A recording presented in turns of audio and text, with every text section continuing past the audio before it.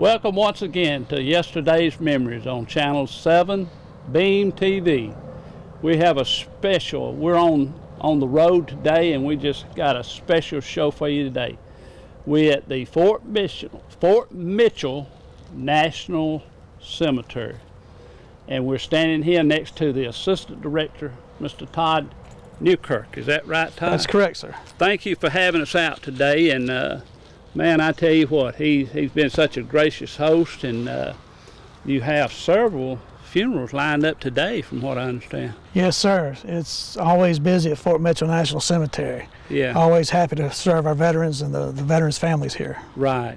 And you was explaining to me now, which I didn't know a few moments ago, and tell our audience again what you told me about. You don't necessarily have to be a veteran, is that correct? I mean, or how did you explain it to me? If you served in the military and came back home, you could be buried here? The national cemeteries in the United States are rather peculiar. The people that are buried here may not have passed in combat. They served their tour of duty, and then they came back home, right, and joined in with the local community. They are your teachers, they're your farmers, they're your politicians, your clergy.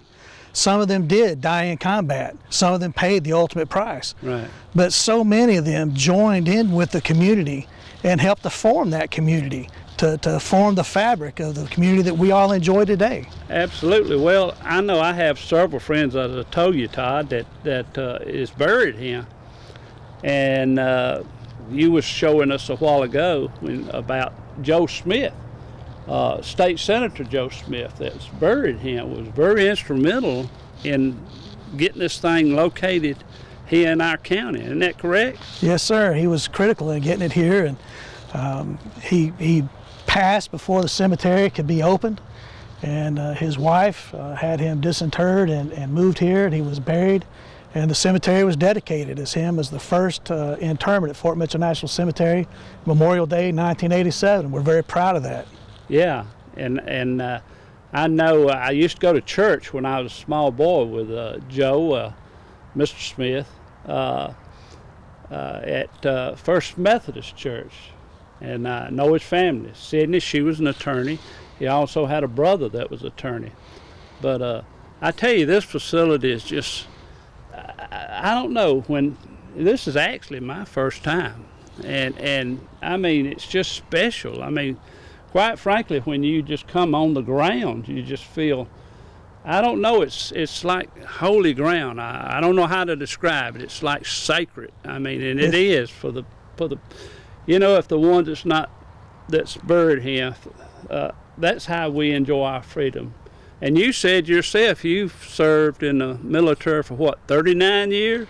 21 as active duty, and then 15 years as a civilian. Yes, sir. Man, oh man. Well, thank you for your service, Thank as you. I said. And I mean, gosh, everybody here, you know, you just look out there, and any cemetery is sacred, but just think about the ones that's buried here today. So we're just so glad that you're having us, and you got just I guess if I can say a beautiful facilities, and just the grounds is immaculate, and so forth and so on. And tell us just a little bit, and we're going to do some footage for you in just a little bit. We're going to show you about the Boy Scout projects. I know the Yes, Eagle Scout projects that's going on and so forth, and we'll be seeing that stuff. And so now, if we can just go on tour, if we could, and just show us a few things around, and let's just see. No problem, sir. Fort Mitchell, like all national cemeteries, is classified as a national shrine, and it is maintained at the National Shrine standards. We're evaluated and inspected on a regular basis to ensure that we maintain those standards. But we also get to do some things with the local community, like Eagle Scout projects. So far, we've had 4 Eagle Scout projects, either successfully completed or still in progress out here, that have helped us to improve the cemetery, help to incorporate the community into our cemetery operations, and we're proud of that. We're proud of the boys that come out here and work with that, and for the parents that come out here with them and do the work, and that's something that we enjoy having. Well, explain to me about, in our audience, about the wreaths, wreaths across America. And I noticed they're still on the grave sites. When do they put those down, and when are they taken up? And who does it, by the way? Yes, sir. Wreaths Across America is a private organization. The wreaths can be purchased year-round at wreathsacrossamerica.org online. You can purchase wreaths in somebody's name. You can purchase wreaths specifically for a headstone if you have someone buried out here. And those are put down by the Wreaths Across America organization that sponsors Fort Mitchell National Cemetery or Fort Benning Cemetery, as a matter of fact. This year we had 6,000 wreaths donated. We have 10,000 headstones out here, so we fell a little bit short, but we're proud of every wreath that we got. The wreaths are put down by volunteers on the second Saturday of December every year, and they'll be picked up on January the 11th by volunteers. And it's a wonderful, wonderful event. The other event that we have is Memorial Day, which is coming up in the end of May. Mm-hmm. And at Fort Mitchell, we celebrate Memorial Day throughout the weekend of Memorial Day. Last Saturday morning at 9 o'clock, we put the flags out on every headstone. That's with volunteers, and we provide the flags. On Sunday at 1 o'clock Eastern Time, we have a large program ceremony out here at the flagpole area, and we celebrate Memorial Day for those that gave their life in honor of our nation. So those are the things we do around here. Man, so basically, y'all have always got something going on, and I know, as I said today, when we pull up, you've got several funerals going on today, and so if we can, let's just take a little tour and show us around, if you don't mind. And love to. We'll get out of your way. Absolutely. That'd be nice. Wow, look at that. Yeah, this is our columbarium right here for above ground cremations. C4, C2. It's got 1,040 niches in it. It was just finished in August of this year. Nice looking, beautiful. It is gorgeous, isn't it? It is. It's just Beautiful. gorgeous, first class. And this is section 2. This is the oldest section of the cemetery. It's the first section open, Really? and dedicated Memorial Day, 1987. You know, we're not like the cemeteries overseas.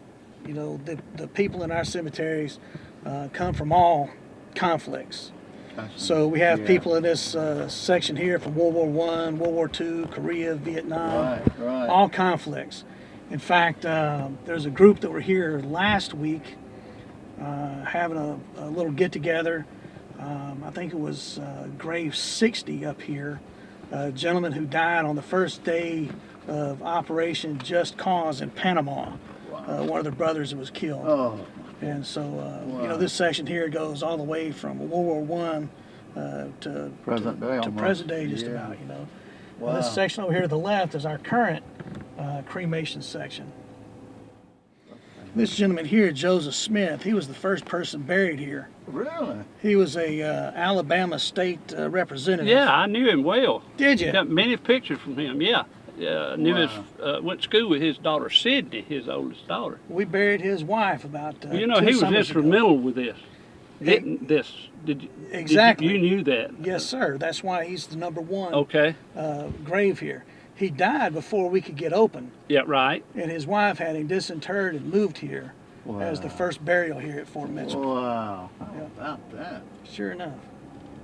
I understand he was part of the DA's office sent to clean up Phoenix City. He was. I have many photos of him, and he had a brother, Roy Smith, that was also a local attorney, and sure was.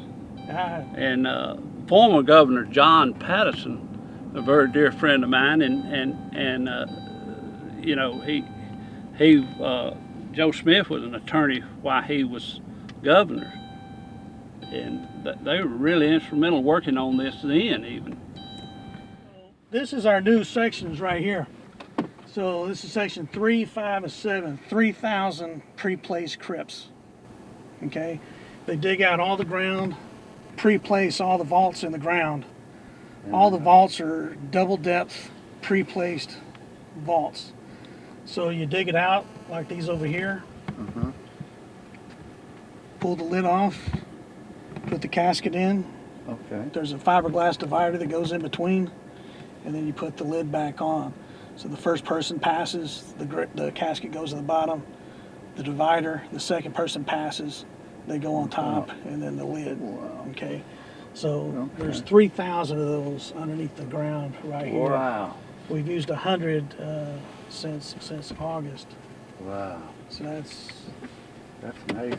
for us, that's busy. For some of the larger cemeteries, that's Yeah. not very busy. But for us, that's very busy. That's really nice looking. Everything's dormant, but yes, it is. It's. Yep.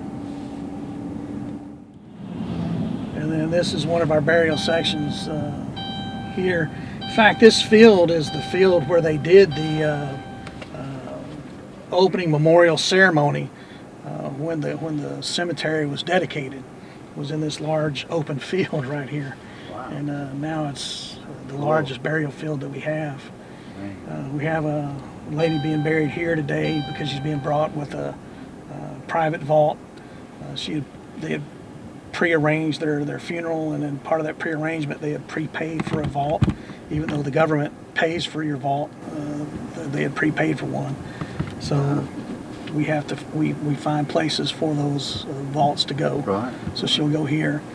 Eldon Bargewell is a 3-star general, 2-star general, 3-star general, who passed away just a few months ago down in Dothan, Eufaula, Dothan, Alabama. Special Forces commander. Wow. And then right here, Matthew Leonard. Now, if you move Yes, I am. if you move the wreath just a little bit, you'll see that he's our Medal of Honor recipient. Wow.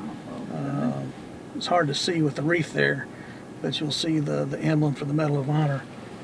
When they did our expansion project, they took out our older water stations and trash cans and stuff and brought these Some new in. stuff. Yeah. These are all ADA compliant, That's nice.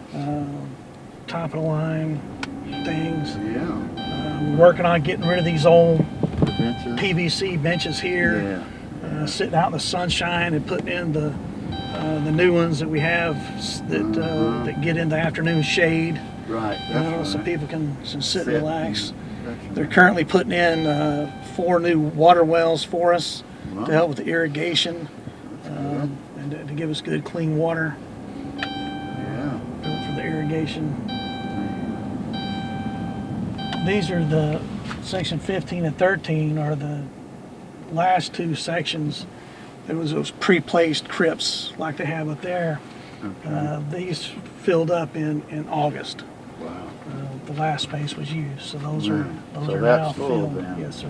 Man.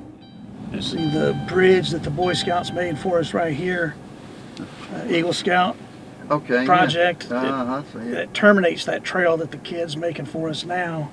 Uh-huh. And then eventually they'll put the POW MIA flag plaza right here. Yeah. Geographically, it's the lowest point in the cemetery. Uh-huh. You know, 'cause that's the lowest point in someone's life is when they're a Right. That's POW. right. So it's fitting. Yeah. And then that brings us back to Really beautiful down here. section 10. Thank you, Todd, for the tour and the hospitality you've shown us today. And now, if somebody's in doubt, say a lady is married to a veteran, or would it be better to somebody while both husband and wife is still living? Should they contact you or come down and talk with you? You're the assistant director or someone else at the facility, or how would somebody know that they could be buried here is what I'm trying to say. It's a great question. We get it all the time. First off, I'm the assistant director. We're a satellite of Alabama National Cemetery up in Montevallo. The actual director is the director at Alabama National. So I'm the assistant, but I'm the one that's here. People can come by the cemetery here at Fort Mitchell.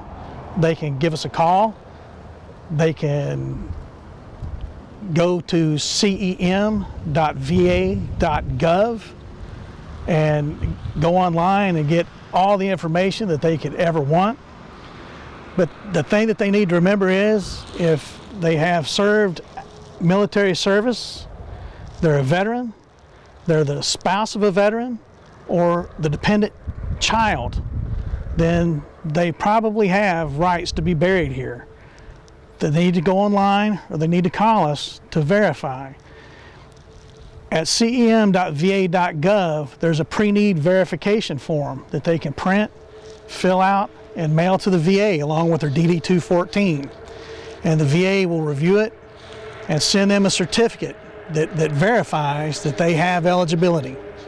So they can either call us, come by, or go to cem.va.gov and fill out that form and find out whether they have eligibility or not.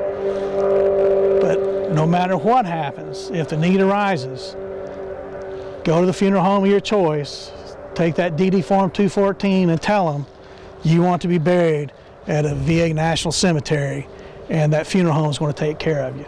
Okay. That's the bottom line. Now, I know we were talking earlier and you said normally as a general rule, y'all do not have funerals here on Saturday or Sunday. Correct. Okay. Well, you know, that's good to know because, you know, if you're out there and have any question, you just contact Todd, or like you said, you can go online and, you know, contact and answer any question you want. Because I tell you, I have learned so much today that I didn't know. I mean, I'll be honest with you. And once again, this facility is just immaculate, and the grounds are just holy, and everything's just so peaceful and quiet and everything. And thank you for having us. Certainly. I'll tell you, we have 14 people that work here. Every one of them's a veteran. Every one of them knows exactly why they're here. And all you have to do is ask one, and they'll take care of you. That's great. That is great. Well, we are just so blessed to have this in our county and in our region. You know, it's just so blessed. And those that went before us, whether they be veterans, state senators, or what, wanted this thing here and this facility. And thank God that we got something this close for people in this area.